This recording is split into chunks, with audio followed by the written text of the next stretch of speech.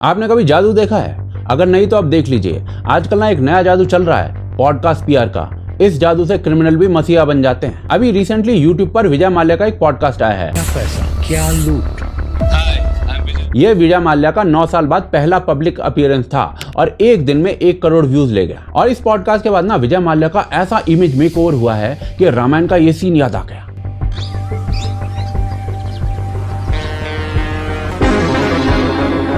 पूरा social media ऐसे tweet से भर गया जिसमें विजय माल्या के लिए सिंपैथी दिखाई जा रही थी। कुछ ने तो उसको हीरो ही बोल दिया। देखिए ना, फैक्ट है कि अक्सर यूट्यूबर्स जो हैं पैसा लेते हैं इस तरीके के सॉफ्ट इंटरव्यूज के लिए। कल को मेरे पास, मैं अपना ही बताता हूँ आपको, एथिकल माइनफील्ड है जो मैं कर रहा हूँ, वो भी एक एथिकल माइनफील्ड है और मैं नहीं लेता हूँ ऐसा पैसा।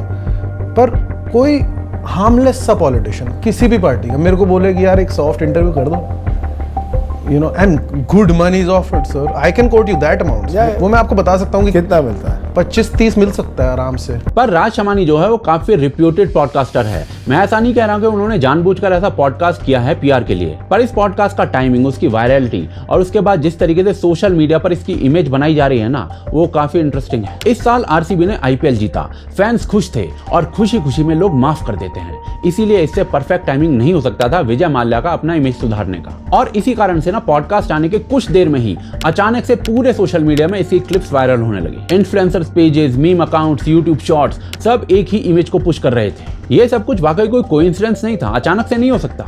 इसके पीछे एक प्रॉपर इमोशनल मैनिपुलेशन कैंपेन था। सब कुछ इस तरीके से प्रेजेंट किया गया जैसे बैंक और इंडियन गवर्नमेंट कोई विलेन हो और विजय माल्या जो है वो विक्टिम है। सच्चाई छुपाई गई, अफवाह उड़ाई गई, बात कुछ और थी, बताई कुछ और गई। तो भाई साहब, कल को हैरान मत होइएगा अगर कल को दाऊद इब्राहिम के नाम से कोई पॉडकास्ट आ जाता है। और इसीलिए सवाल ये उठता है कि आखिर माल्या का सच क्या है। देखिए, बेसिकली ना पूरा मामला शुरू होता है 2005 से, जब विजय माल्या ने किंगफिशर के नाम से एक एयरलाइन को लॉन्च किया था। उनका ना इस एयरलाइन को लेकर विजन था कि एक लग्जूरियस हाई एंड एयरलाइन बने। शुरुआत अच्छी रही थी, glamorous branding, premier airline services, सब कुछ दिया गया था। मीडिया ने भी काफी तारीफ की थी। एयरलाइन ने कुछ टाइम प्रॉफिट भी दिया था, पर यह प्रॉफिट ज्यादा देर तक सर्वाइव नहीं कर पाया क्योंकि असली प्रॉब्लम इसके मॉडल में थी। विजय माल्या अपने एयरलाइन में टॉप क्लास फैसिलिटीज दे रहे थे। दूसरे एयरलाइन के ट्रेंड स्टाफ को 75% तक हाइक देकर अपने एयरलाइन में नौकरी दे रहे थे। एयर होस्टेसेस पर लाखों करोड़ों उड़ा रहे थे, जिस कारण से किंगफिशर अपना नाम तो बना रही थी पर वो प्रॉफिट में कभी नहीं आ पाई, जिस कारण धीरे धीरे किंगफिशर हर फ्लाइट पर लॉस उठाने लगे। लेकिन इन लॉसेस के बावजूद भी ना माल्या अपने इस वेंचर को इंटरनेशनली एक्सपेंड करना चाहते थे। पर एक ना इंडियन एविएशन लॉ है जिसके अकॉर्डिंग आपके एयरलाइन को मिनिमम 5 साल पुराना होना पड़ेगा अगर आप इंटरनेशनल मार्केट में उतरना चाहते हो तो। और इसी इंटरनेशनल लाइसेंसिंग के लिए माल्या ने तुरंत 2 गुने पैसे देकर, यानी 1000 करोड़ रुपए देकर एयर डेक्कन एयरलाइन को खरीद लिया। पर डेक्कन एयरलाइन जो थी ना, वो हमेशा से एक बजट फ्रेंडली एयरलाइन रही थी। डेक्कन एयरलाइन की टिकट तक 500 रुपए में मिलती थी। लेकिन माल्या ने जब इसको किंगफिशर रेड किया और इसमें कई फैसिलिटीज देकर इसके पैसे इन्फ्लेट कर दिए, तो इसके जो कोर कस्टमर थे उन्होंने एयरलाइन को छोड़कर इंडिगो या फिर एयर इंडिया जैसी बाकी लो बजट एयरलाइंस थी ना, उनमें वो शिफ्ट हो गए, जिससे किंगफिशर रेड भी लॉस में आ गई। कंपनी के इतने लॉस में जाने के बावजूद माल्या नहीं रुके और उन्होंने फिर भी कंपनी को एक्सपेंड करने की कोशिश की। 2011 तक किंगफिशर ने टोटल 71 एयरक्राफ्ट और खरीद लिए और इससे कंपनी का जो एक्सपेंडिचर कॉस्ट था ना, वो बढ़ता चला गया, लेकिन रेवेन्यू गिरता चला गया। डीजीसीए की रिपोर्ट बताती है कि 2008 से 2011 तक हर साल किंगफिशर को 1000 करोड़ का ऑपरेशन लॉस हो रहा था। अब इस लॉस को मिनिमाइज करने के लिए माल्या जो थे वो एयरलाइन के स्टाफ को ले ऑफ करना चाहते थे, पर प्रणब मुखर्जी ने कहा कि ऐसा मत करो, हम तुम्हें लोन दे देते हैं। और इसके बाद टोटल 6000 करोड़ से ज्यादा का लोन 17 बैंक के थ्रू माल्या को मिल गया। पर बाद में सीएजी और इंक्वायरीज ने बताया कि लोन्स को अप्रूव करते वक्त प्रॉपर ड्यू डिलिजेंस फॉलो नहीं किया था। लोन मिलने के बाद भी रेवेन्यू कभी उस लेवल तक नहीं पहुंचा। पैसेंजर लोड फैक्टर 2008 में 76% था, जो 2011 तक गिर के 65% से भी नीचे आ गया और कैश बर्न और बढ़ गया। और इसीलिए 2011 से 2013 के बीच हजारों स्टाफ को महीनों तक सैलरी नहीं मिली।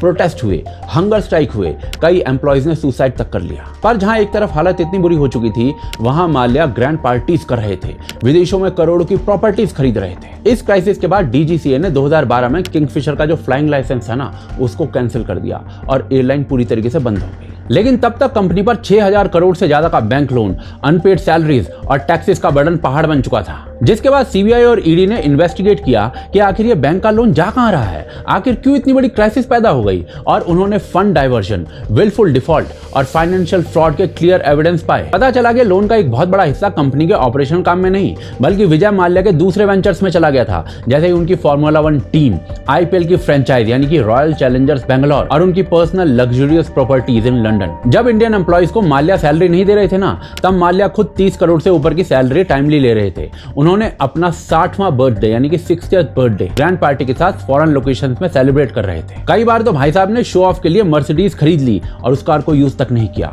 कभी 800 करोड़ का आइलैंड खरीद लिया, कभी 600 करोड़ का यॉट खरीद लिया। उसी फेस में कभी टीपू सुल्तान की तलवार खरीदी गई और कभी महात्मा गांधी के करोड़ों रुपए के artefacts. Mallya purchase a property worth ₹80 crore in UK और 250 करोड़ की प्रॉपर्टी फ्रांस में। इस पैसे का यूज करते हुए लोन चुका सकते थे, पर उन्होंने इसका यूज अपने पर्सनल लेविश एक्सपेंसेस में किया और इसीलिए माल्या को विलफुल डिफॉल्टर बोला गया। मतलब पैसा था पर फिर भी लोन नहीं चुकाया। और इस सब के चलते ही मार्च 2016 में सुप्रीम कोर्ट ने विजय माल्या को सम्मन किया था ताकि वो कोर्ट में अपीयर होकर एलिगेशंस का जवाब दें। लेकिन उससे एक दिन पहले यानी कि 2 मार्च 2016 को माल्या बिना बताए, बिना लीगल परमिशन के इंडिया से निकल लिए, जबकि सीबीआई ने क्लियरली कहा था कि भाई देश छोड़ के जाना नहीं है आपको। ये बंदा निकला कैसे, इस पर सेंट्रल गवर्नमेंट से भी सवाल बनता है, पर उसके डिपार्चर की टाइमिंग ने क्लियर कर दिया था कि उसका इंटेंशन लीगल प्रोसेस को अवॉइड करना था और इसीलिए उसे भगोड़ा घोषित किया गया था। He actually ran away and that alone demands jail। बाकी सब तो छोड़ ही दीजिए। तो भाई साहब अभी तक आपको ये बात समझ में आ गई होगी माल्या को चोर और भगोड़ा क्यों कहा गया।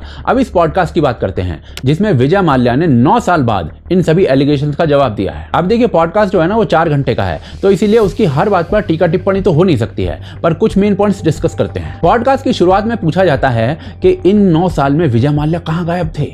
माल्या का जवाब आता है मीडिया ट्रायल्स और पब्लिक आउटरीच के चलते वो चुप हो गए थे। ये शायद अपने आप में काफी वियर्ड बात है क्योंकि विजय माल्या हमेशा से पर्सनल ब्रांडिंग और सेल्फ प्रमोशन के लिए जाना गया है। किंगफिशर बियर का लॉन्च हो, आरसीबी और फॉर्मूला 1 जैसे वेंचर्स में सिर्फ अपने ब्रांड का प्रमोशन हो या फिर कैलेंडर लॉन्च हो, माल्या मीडिया के सामने सब करता था। तो फिर भाई साहब सवाल उठता है कि अगर माल्या इतना बड़ा ब्रांड बिल्डर था, मीडिया के सामने सारी चीजें करता था, तो फिर पिछले 9 साल में उसने अपनी इमेज व्हाइट वॉश करने के लिए क्यों कुछ नहीं किया, अपनी साइड की स्टोरी क्यों नहीं बताई। फिर इसी पॉडकास्ट में माल्या कहता है कि भाई मैं चोर कैसे हो सकता हूं जब मैंने बैंक को 14,000 करोड़ रुपए वापस कर दिए हैं। तो ये बात बिल्कुल सच है कि गवर्नमेंट ने 14,000 करोड़ रुपए रिकवर किए हैं। खुद निर्मला सीतारमण ने पार्लियामेंट में ये बात बोली है। Vijay Mallya case 14,131.6 crore complete amount of the attached property has been restored to the public sector banks। लेकिन यहाँ हमें ये चीज क्लियरली समझनी पड़ेगी कि ये पैसे माल्या ने वॉलंटरली नहीं दिए हैं। 2016 से 2020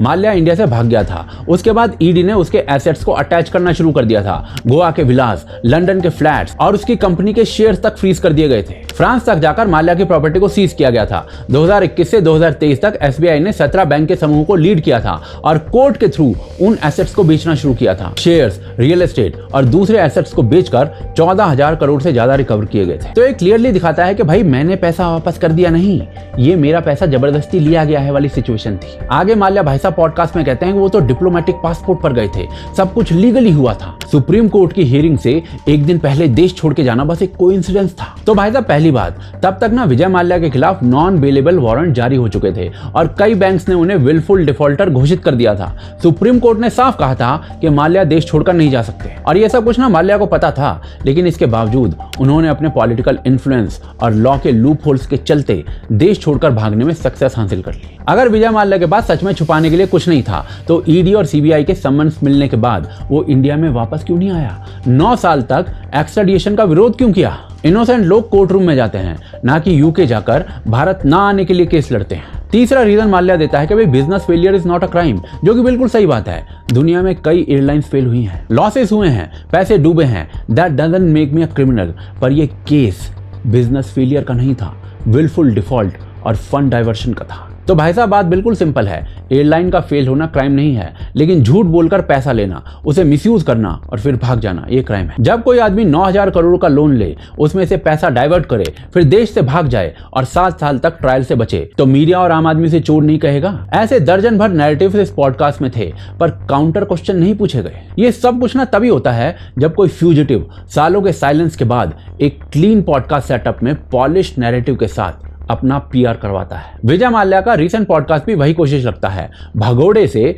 विक्टिम ऑफ इंडियन लॉ ये बनने का पीआर स्टंट। आज जो विजय माल्या को हीरो बनाया जा रहा है ना, वो साफ दिखाता है कि इंडिया के पॉप कल्चर में एक डीप साइकोलॉजिकल फ्लॉ है, एक तरीके का स्टॉकहोम सिंड्रोम है, जहां हम उन लोगों को ग्लोरीफाई करते हैं जो पब्लिक बिट्रेयल करते हैं। संजय दत्त को हमने हीरो बना दिया, भले ही उसने AK-56 जैसे इलीगल वेपन्स रखे हों जो 1993 बॉम्ब से जुड़े हुए हों, सिर्फ एक मूवी ने उसकी इमेज को क्लीन कर दिया। सलमान खान को हीरो माना जाता है, जबकि उसके ऊपर हिट एंड रन और ब्लैक बक पोचिंग जैसे सीरियस क्रिमिनल केसेस चल रहे हैं और उसने माफी तक नहीं मांगी है। लालू यादव को लोग पीपल्स लीडर, लोगों का लीडर, धरती पुत्र ये सब बोलते रहे हैं, जबकि फॉर्डर स्कैम में उसने पब्लिक का पैसा खा लिया। आज वही सिंड्रोम विजय माल्या के केस में दिख रहा है। But let's keep one thing very clear, Vijay Mallya was never denied justice. उसके पास इंडिया के best lawyers, full legal access और अपील प्रोसेस था, लेकिन उसने ट्रायल का सामना करने के बजाय भागने का रास्ता चुना था। अगर विजय माल्या को सच में लगता है कि वो चोर नहीं है, तो उसे वापस आना चाहिए, कोर्ट का सामना करना चाहिए